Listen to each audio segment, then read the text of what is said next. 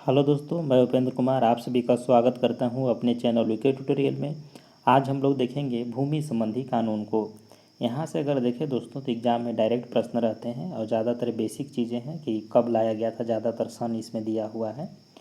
और इसके बाद हम लोग जो CNT एक्ट SPT एक्ट पढ़ेंगे उसमें धारा से संबंधित प्रश्नों को देखेंगे। तो चलिए शुरू करते हैं। पहला प्रश्न है कि छोटा नागपुर टिंस्योर एक्ट कब लागू किया गया। तो छोटा नागपुर भूधुत्तीय अधिनियम भी कह सकते हैं। ये लागू किया गया था 1869 ईस्वी में। यहाँ पर देखिए दोस्तों तो कहा जाता है कि ये जो नियम था वो असफल रहा, जिसके चलते CNT एक्ट जो था वो लाया गया था 1908 ईस्वी में, छोटा नागपुर टिंस्योर एक्ट जिसको कहते हैं। अगला प्रश्न है कि सन 1862 में किसके नेतृत्व में भूइंहरी भूमि तथा मझेश भूमि को चिन्हित करने हेतु भूइंहरी सर्वे प्रारंभ किया गया था। तो यहाँ पर देखें तो बाबू राखल दास हल्थर के नेतृत्व में ये प्रारंभ किया गया था और ये देखें तो 1862 से 1869 तक चलता है सर्वेक्षण का काम। चलिए आगे देखते हैं प्रश्न। संथाल परगना काश्तकारी अधिनियम कब पारित किया गया।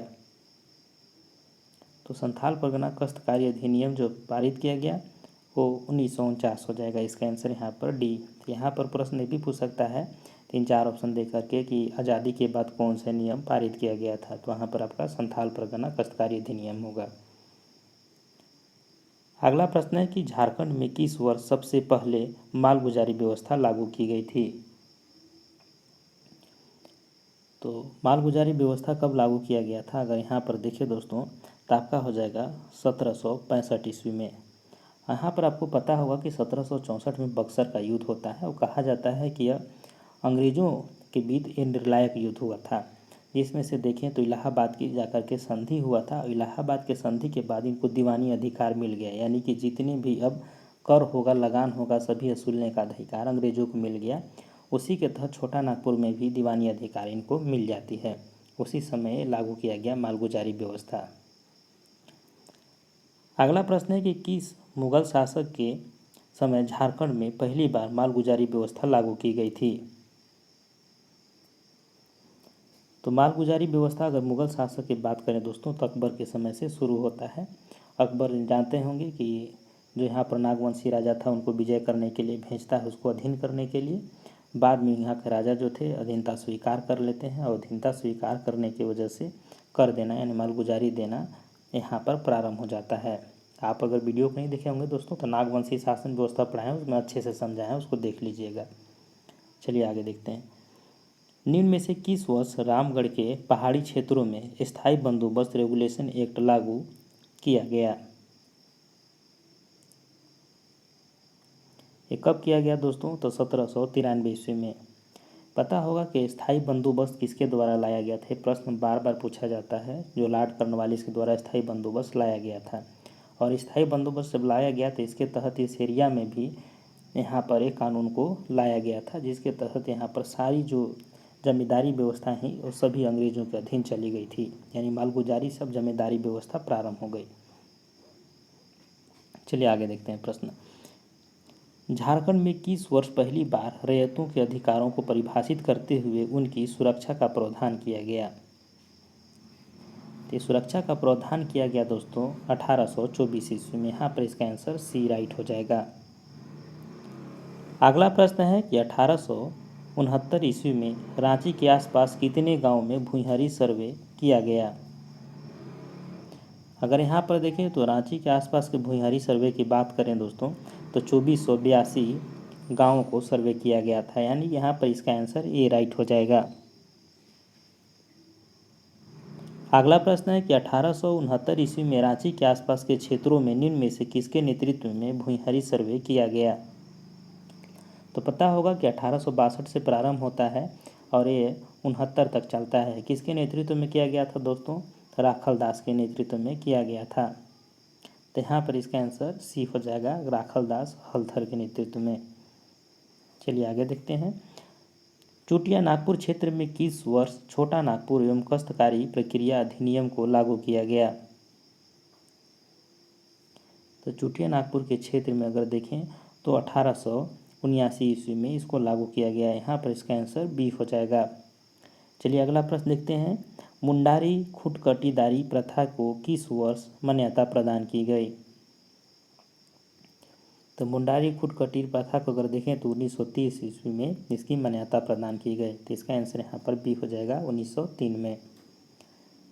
अगला प्रश्न है कि बिहार भूमि सुधार अधिनियम को किस वर्ष लागू किया गया था?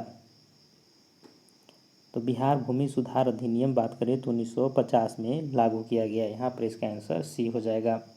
इस सन से संबंधित प्रश्न है दोस्तों, और डायरेक्ट यहाँ से प्रश्न रहेंगे, बस आपको सन याद रखना है और कुछ नहीं है इसमें। तो चलिए आगे देखते हैं। किस वर्ष वैज्ञानिक तरीके से सर्वे कराकर रैयत एवं जमींदारों जमीन का आवंटन किया गया? किस वर्ष वैज्ञानिक तरीके से सर्वे कराकर रैयतों एवं जमींदारों को जमीन का आवंटन किया गया? तो यहाँ पर आंसर हो जाएगा आपका 1902 में। अगला प्रश्न है कि ब्रिटिश शासनकाल में अंग्रेजों में जमींदारों को नियुक्त तथा उन्हें पद से हटाने का अधिकार किसे दिया गया था? तो जमींदारों को नियुक्त करने और उसे पद से हटाने की अगर बात करें तो जिला कलेक्टर को दिया गया था। तो यहाँ पर इसका आंसर हो जाएगा बी, जिसको आप लोग डीसी बोलते हैं दोस्तों आज, उसी को अधिकार दिया गया था। ये व्यवस्थाएं देखें तो इन्हीं के द्वारा बनाया गया है, जो आज भी यहाँ पर देश में फॉलो हो रही है। चलिए आगे देखते हैं। निम्न में से किस अधिनियम के द्वारा लगान संबंधी विवादों को सुलझाने का अधिकार जिला कलेक्टर के स्थान पर दीवानी अदालतों को दे दिया गया? तो किस अधिनियम के तहत दिया गया दोस्तों? तो अगर यहाँ पर देखें तो छोटा नागपुर भूधुती अधिनियम यानी छोटा नागपुर टिनसनी एक्ट जो लाया गया उसके तहत किया गया था। यानी कि यहाँ पर इसका हो जाएगा आंसर आपका बी राइट हो जाएगा।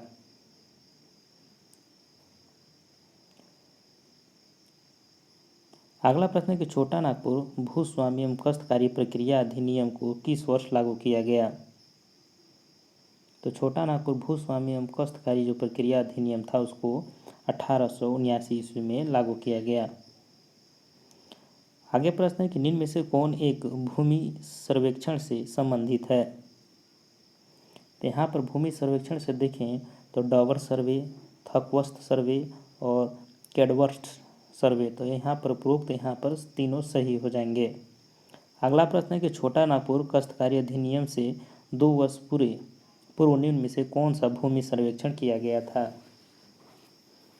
तो यहाँ पर आंसर हो जाएगा दोस्तों कैडस्ट्रल सर्वे किया गया था। तो यहाँ पर इसका आंसर सी हो जाएगा। तो इस तरह से आज का आपका सीरीज खत्म होता है दोस्तों।